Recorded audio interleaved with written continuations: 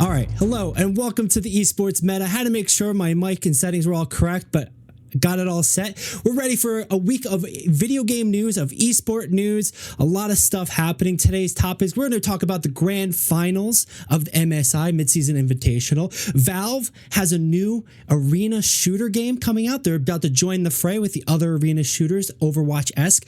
And we've got some Overwatch news. Season 10 mid-season patch is saving tanks, question mark? A lot of people are saying so, but we're going to dive in and find out. But to dive in, I'm going to need help of some expertise, some fine cuisine of knowledge, and of course the person to do that with me is Nicholas Layton. Nick, how you doing? Can you hear me? I'm here to support. We're both terrible with mics this week. Dude, this week with mics, I'm just like muting myself and just making sure I'm not sniffling and coughing. These summertime, springtime colds have really got us down. Yeah, sip some tea, man. Sip some tea. It's not tea, but sure. Yeah. Yeah. It's a cold beverage. But yeah. The cold brew.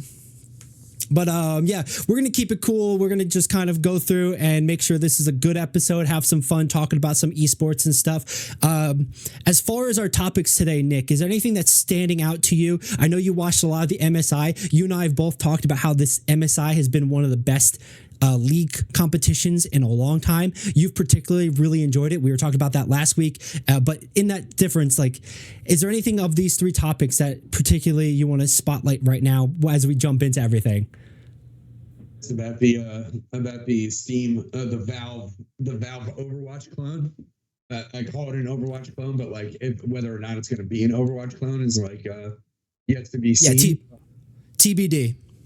Yeah, but like I love Team Fortress 2, and so like I don't know if we're gonna have like a crazy situation where we're gonna have oh my god, spies. Like the stuff would be crazy if there was like spies in Overwatch or something like that. So I'm just jump into Team Fortress 3. Yeah, no, it'd be sick. That's what I'm thinking it's going to be, is Team Fortress 3. So, well, I believe the information that we did see come through this week was a bit specific about what it is, how it's going.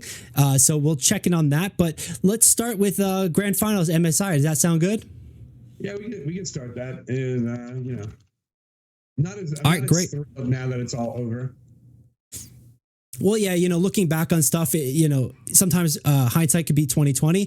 It was pretty exciting. It was exciting to go through it and watch it. I'm not a league player. I'm not a league watcher, esport watcher. I'll tap in every so often, but this was a lot of fun, a lot of cool banter, a lot of good games, a lot of good matchups. So we're going to start by going over the final part of the bracket. We'll give a little bit of a lead in, but we had the MSI bracket section of the tournament, and last week we had gotten to the point of the last three games. Lower bracket semifinal had just happened as we filmed that day, and then we were expecting to see the next day what was going on. In this situation, let me see if I can make a little bit of a better viewpoint here. Not too much, but generally speaking, we saw T1 over G2 Esports the day we filmed last week, which is what it is kind of thing. We didn't know who they were going to be playing in the next game because that required the winner, the loser of Gen G versus Billy. And it seems Gen G ended up pulling a 3-1 victory over there. Nick, feel free to stop me at any point if you want to talk about these games, but I'm just going to kind of walk through each point, like the score line, and then we'll go over like the prize pool and whatnot. That's fine, man, because basically like it was a super fun time. Up until lower bracket semifinals. I did not enjoy the last three matches of MSI. They were extreme letdowns. Well, why were they letdowns, my dude? They were boring. They're just boring? They were not good viewership.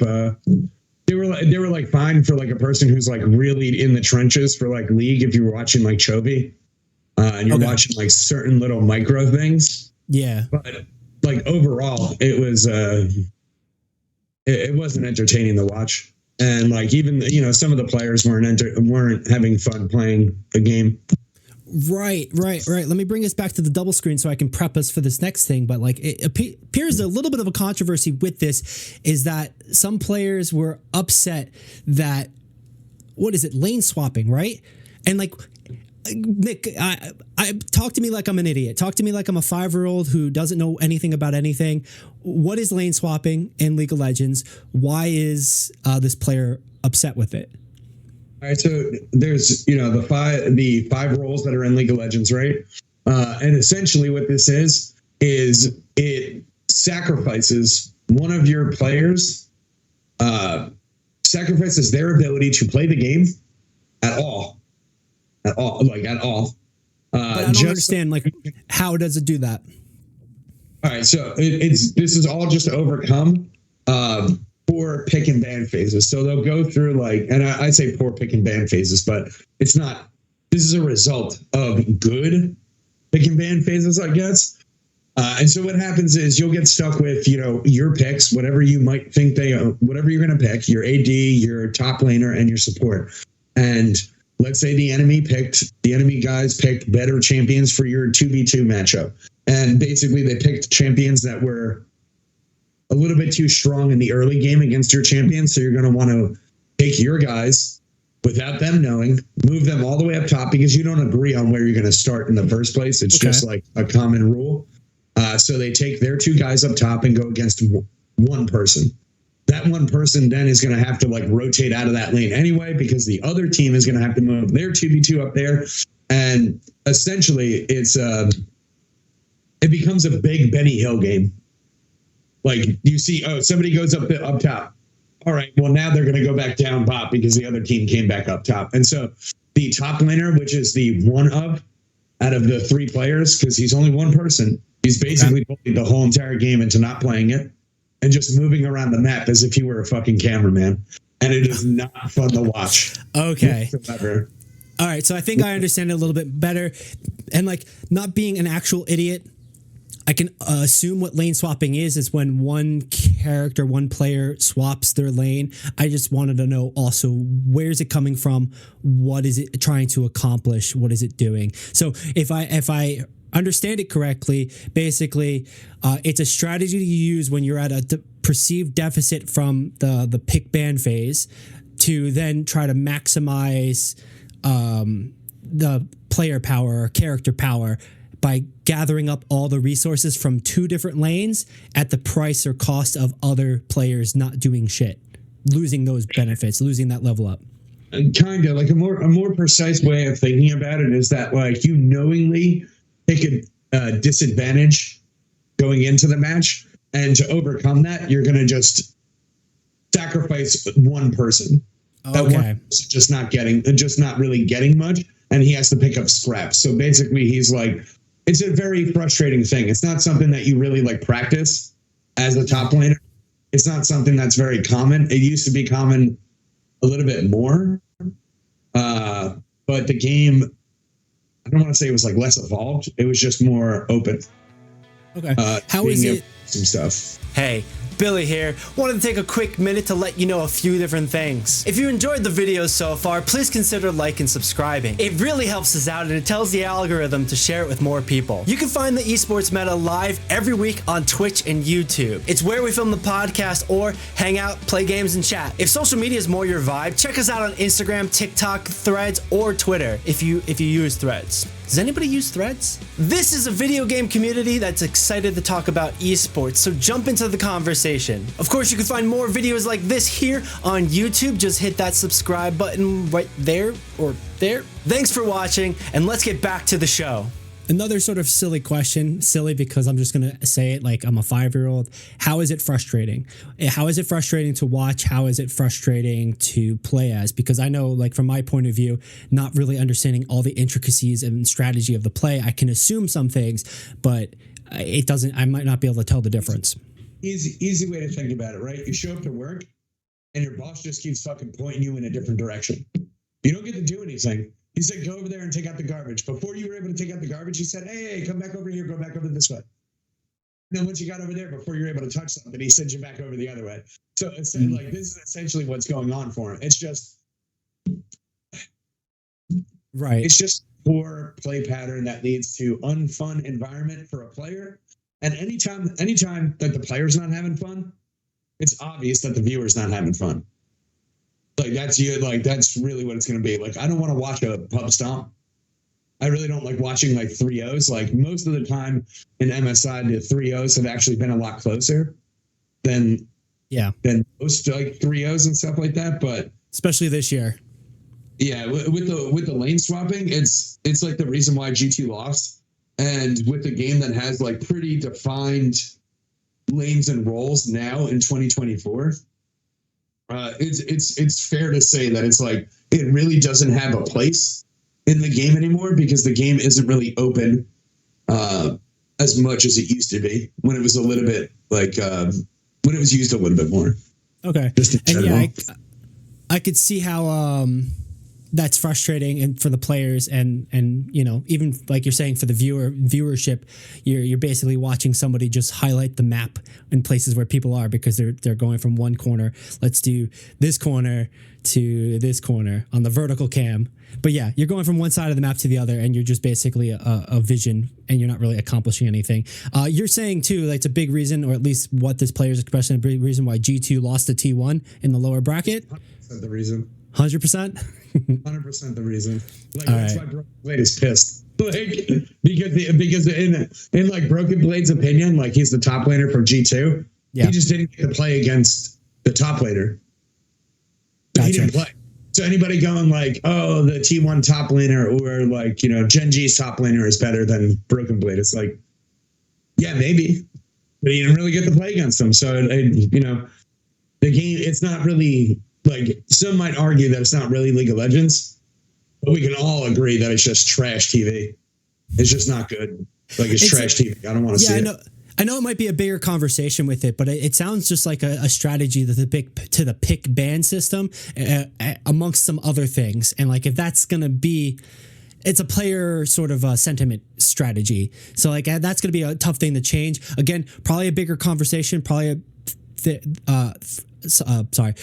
a bigger conversation for another time, if I could say my words clearly, which I just did. But I do have a question for you with this. G2 did it and they didn't do it well, or it didn't create enough value, and that's why they lost? Or did T1 do it? They both, like, you have to do it, is the thing. Like, when someone lane swaps against you, you have to also try to recover that sort of thing. Because basically, like, let's say you have the disadvantage in lane with your ADC and your support, and you go to lane swap. That also means that I gave up my advantage if I don't lane swap, right? So now, like, I have to go follow this asshole because he decided, you know, we're playing up top now, and it's like it kind of, it's part of the game, and like you have to play with it, but like it is kind of. It is one of the bigger symptoms of League is being held hostage in games you just don't want to fucking play. And that's Blade was held hostage in these games, and he did not want to play the game. And like I can that in League of Legends. I can see the sentiment a bit more when it's like you're forced to mirror it. When you're saying like if you don't lane swap when the other team lane swaps, you're just losing out. And even then, like, you're just getting boned because your team didn't want to do it. So like you might be trying to just maintain to 0 rather than get ahead in that. And that's like sky view, bird's eye view sort of ideology of the strategy from my perception. But yeah, I can definitely see why, you know, he didn't get to play the game and he's frustrated. I'm assuming then T1 initiated the swap. He had to follow suit and then was just bouncing back and forth on the call. Yeah, like I didn't get to see the start of game 1. I came in a little bit late. But like T1 is just like they're good at like making decisions, but also G2 is also good at making decisions. But you can even hear it in the casters when you're watching the games. They have to stay mid to find out where the other person's going. It's like, no, like you're a bot laner. Get in the bot lane. And like, there's different ways that like we could solve this situation. It's not crazy, unsolvable. It's like, in my opinion, it's super solvable, but it just comes with like just buffing the top towers. It just means that like if there's more people up there, then they take less damage. Well, it seems to be a conversation the whole community is having, the competitive League community as well as the casual one or the competitive comp mode community.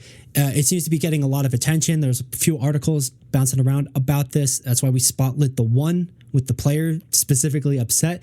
But maybe that's something we can continue coming back to check and see what the community has to say. But let's wrap a little bit of what the score lines were here. Kind of just continuing that, Gen G took the semifinals and upper bracket against Billy 3-1, pretty forcefully here. Yeah, look, it was 3-1, and then 3-1. Like it was 3 to it said 3-1. Okay. Right. And then they had to face him again after Billy went down to the loser bracket. It just became a repeat. And what did I say it was going to be? What did I say was going to happen? I'm just throwing that out there that it was just going to be, number one and number one just fighting each other. Well, we'll check the tape, man. We'll check the tape. But yeah, it didn't seem like there was any sort of lower bracket upset. There didn't seem like there was any sort of shakeup. We did see a little bit, I felt like, but it didn't really last anything. Here's the scores in a little bit more of a linear way rather than the bracket style. T1 over Team Liquid Honda. Then we saw Gen G over Billy. T1 over G2, which is what we were just talking about with lane swapping and being a focus of lane swapping. Billy took it over T1, who brought him 3-2, which was kind of interesting. There was some magic in that game, it seems. I'm not sure if you caught that one, if you have anything to add on that game or swaps. More swaps. Yeah. The whole thing with swaps at the end, man. Like the whole thing was just unbearable swapping. So it sounds like or seems like T1 initiated this swap meta, or it was understood from the beginning that this was like the end game secret ace in the hole kind of mentality, perhaps. And then, like you said, you kind of pigeonholed. But it's interesting that if T1 initiated and beat G2 on that front, they try to do the same against Billy. Billy's able to execute it better, at least to the degree where they win 3-2 in the overall series. Yeah, it's just about getting past the point of like where you can actually scale in the game. Because if you're not scaling, like then what's the point of lane swapping? But for the most part, anytime that you're actually gonna lane swap, you're literally just scaling.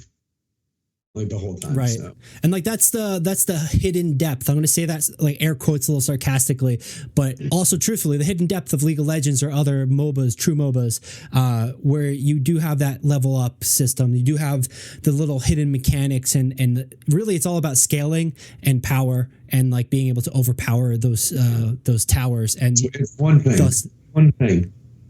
just like a lot of other games. Don't fucking die. Don't look at the gray. Don't see the gray screen. Just don't die. Even if you're not getting gold, you can still get experience to stay in the game. And like, that's really it's just not dying. Not dying allows you to do everything in the game. Right. I always like to put it as dead rabbits don't reproduce. It's something that I learned in science class in like elementary school, and it stuck with me. And it's like a whole genealogy passing traits down. You can do more if you don't die. Basically, that's what it comes down to. I can breed more rabbits if I don't have dead rabbits. This is sick. Well, if you put it that way, Nick, thanks. Yeah, no, it's like, dude's a morbid thing.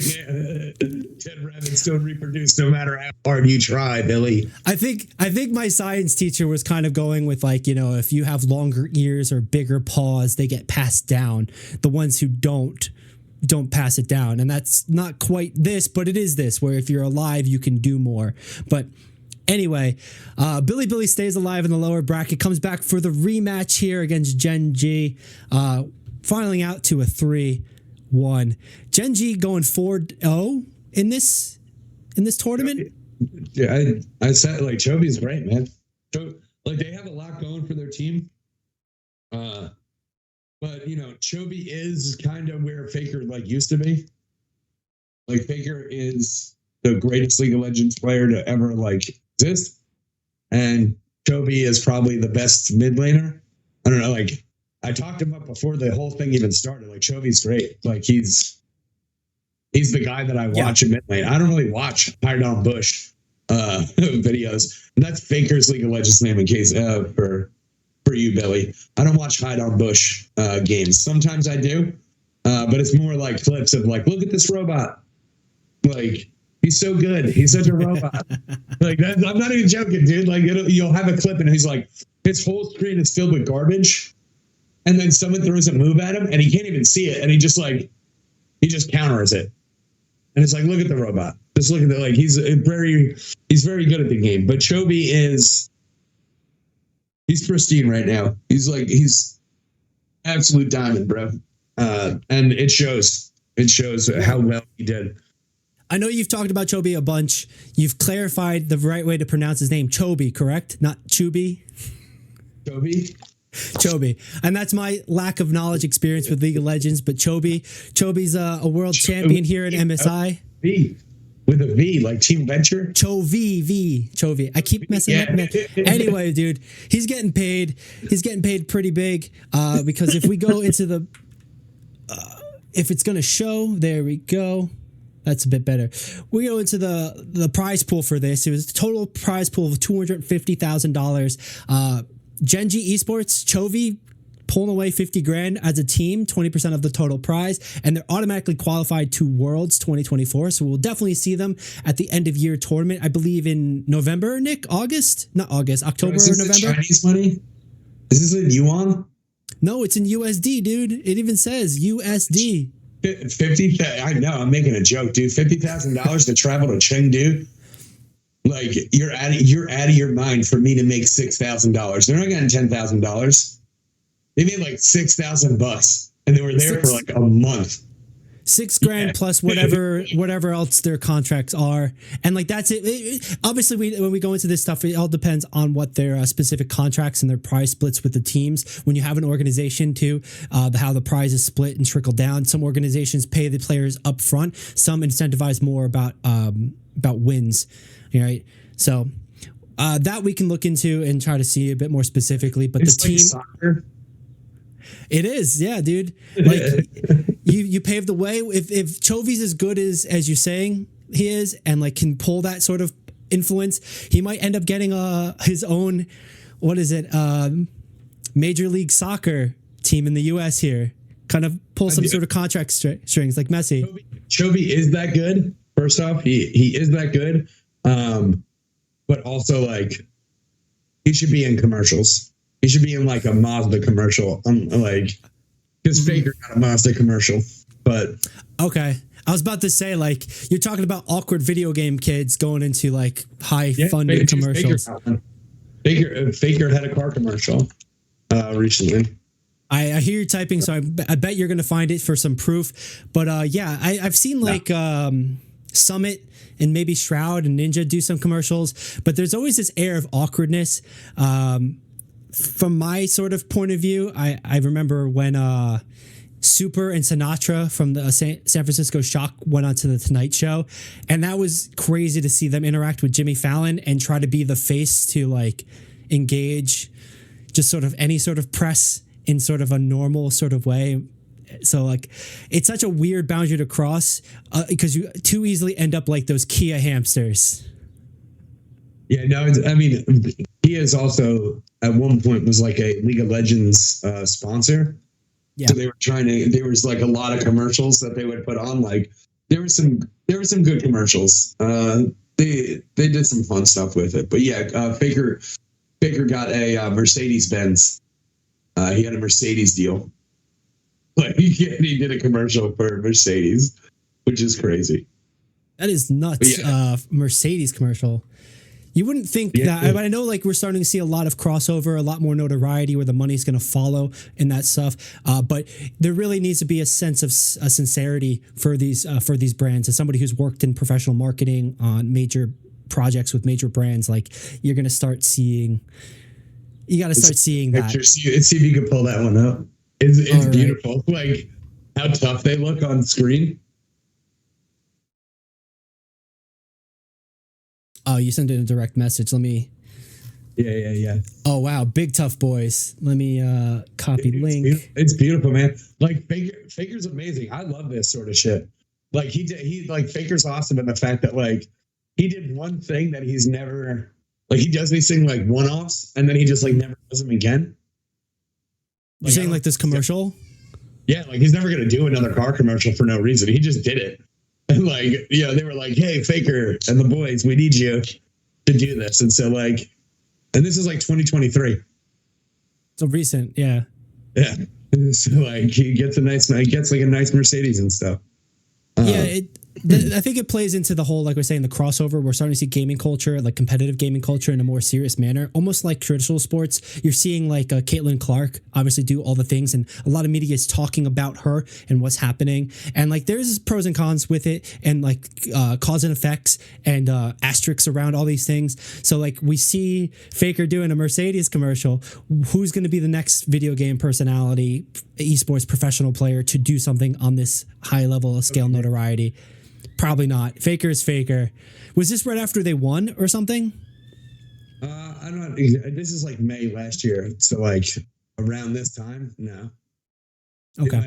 They might have won like their thing. I can't remember. All right, because sometimes it's associated with like a big sponsor for a tournament, so they do a big fanfare with it. But that's nonetheless pretty cool. A lot going on. Let's take a look at the rest of the prize pool here. The split. Billy walked away with 40 grand for spending a month in China, in Chengdu. T1 30 grand, G2 25, and then 5th, 6th Team Liquid and Top Esports pulling 20k, and Fnatic and PSG pulling 15k for their quote unquote performances. I know PSG did a decent job. It was a lot of fun. They didn't really win any maps or rounds, but they were a lot of fun to watch, and walking away with 15 grand. I don't know how that feels or what that does, but yeah, they're a Vietnamese team too, right? Yeah, I believe they were the Vietnamese team, PSG. Yeah, they did awesome. They did really, really awesome, and 16,000, is great for them. But I wanted them to get extra spots. Like I felt like if you took like top 8 as like a non-top 4 region, you should have got like an extra spot for Worlds. Yeah. Okay. Yeah, we were talking about that, where it's like you have extra people coming in, you have more representation if they made the record or the qualifying points of the situation. But yeah. Yeah, I'm just checking. Otherwise, MVP, I don't think we really need to talk about it. There's a pretty overall great tournament, barring the last 3 or 4 matches, like lane swapping, making it boring specifically for you. But it seems to be a bigger case against players, a lot of frustration. So we'll see how that goes. Overall, great event, a pretty solid prize pool with a solid showing of teams and strategies and play. A lot of excitement. Any final thoughts on your end about this tournament before we move into our next subject? No, just we'll have to see what happens with